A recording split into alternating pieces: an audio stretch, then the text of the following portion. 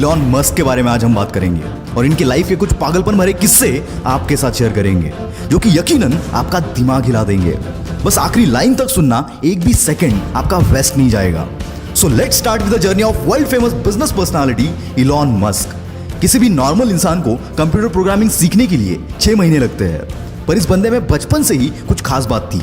9 साल की उम्र में जब इलॉन मस्क को अपना पहला कंप्यूटर मिला, उस वक्त कंप्यूटर के साथ प्रोग्रामिंग की एक बुक भी साथ में मिली थी और इस 9 साल के बच्चे ने बिना सोए 3 दिन में ही इस बुक को खत्म कर दिया और इस प्रोग्रामिंग नॉलेज को यूज करके 12 साल की उम्र में एक कॉम्पिटिटिव गेम डिजाइन करके एक वीडियो गेम कंपनी को बेच भी दिया।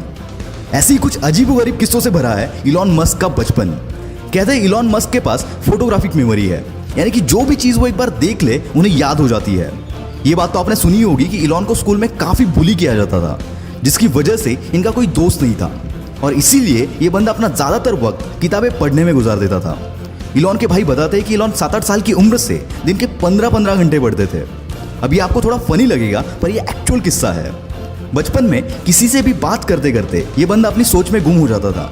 इसकी वजह से शुरुआत में इनके पेरेंट्स को लगा कि इलॉन ठीक से सुन नहीं पा रहे और इसीलिए इनके कान का ऑपरेशन भी करवाया गया, पर ऑपरेशन के बाद भी कुछ फर्क नहीं पड़ा। और फिर उनको पता चला कि इनका फोकस लेवल इतना ज्यादा है कि अगर ये कुछ सोच रहे होते हैं तो उन्हें आसपास की आवाजें तक सुनाई नहीं देती। वैसे तो इलॉन बचपन से ही इनोवेटिव होने के साथ साथ बिजनेस माइंडेड भी थे, वरना कौन सा 12 साल का बच्चा खुद का प्रोडक्ट बनाकर कंपनीज को बेचने की सोचता है। 17 साल की उम्र में इलॉन पेंसिल्वेनिया यूनिवर्सिटी में एडमिशन लेकर कनाडा शिफ्ट हो गए और वहां उनके कुछ दोस्त भी बने। उनके क्लासमेट्स को वाइल्ड पार्टीज का बहुत शौक था, पर एज रेस्ट्रिक्शन के चलते वो पार्टीज को अटेंड नहीं कर पाते थे। इस पर इलॉन और उनके फ्रेंड ने मिलकर एक जुगाड़ लगाया। उन्होंने एक ऐसा घर रेंट पर कर लिया जहां पर वो वाइल्ड पार्टीज अरेंज कर सकते थे और पार्टी में पर पर्सन $5 की एंट्री फीस चार्ज करते थे। इससे इनकी पॉकेट मनी और रेंट दोनों निकल जाता था। कॉलेज खत्म होने के बाद 1994 में अपने भाई के साथ मिलकर इलॉन मस्क ने अपना पहला स्टार्टअप Zip2 लॉन्च कर दिया।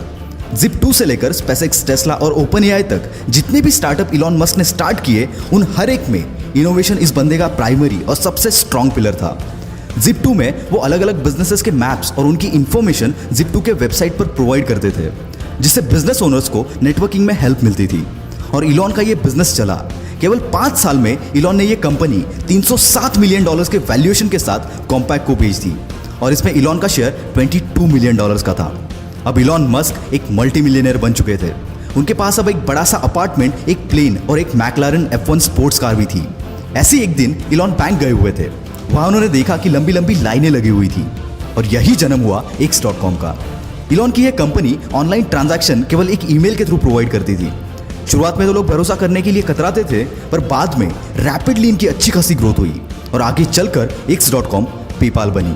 2002 में eBay ने पेपाल को $1.5 बिलियन के वैल्यूएशन के साथ खरीद लिया। इसमें इलॉन मस्क सबसे हाईएस्ट यानी कि 11.7% के स्टेक होल्डर थे। उसके बदले उन्हें $165 मिलियन मिले और पेपाल के इसी डील के बाद जन्म हुआ पेपाल माफिया का। मतलब ये कि इसमें जितने भी शेयर होल्डर्स थे, उन्होंने पेपाल बेचने के बाद खुद की बड़ी बड़ी कंपनीज बनाई, जिसमें यूट्यूब, लिंक्डइन, SpaceX, टेस्ला, कीवा जैसे बड़े बड़े ब्रांड शामिल है। पेपाल के बाद इलॉन मस्क के पास काफी पैसे आ चुके थे। अब उन्हें पूरा करना था अपना स्पेस ट्रैवल का सपना, इसलिए रॉकेट खरीदने के लिए ये बंदा रशिया चला गया।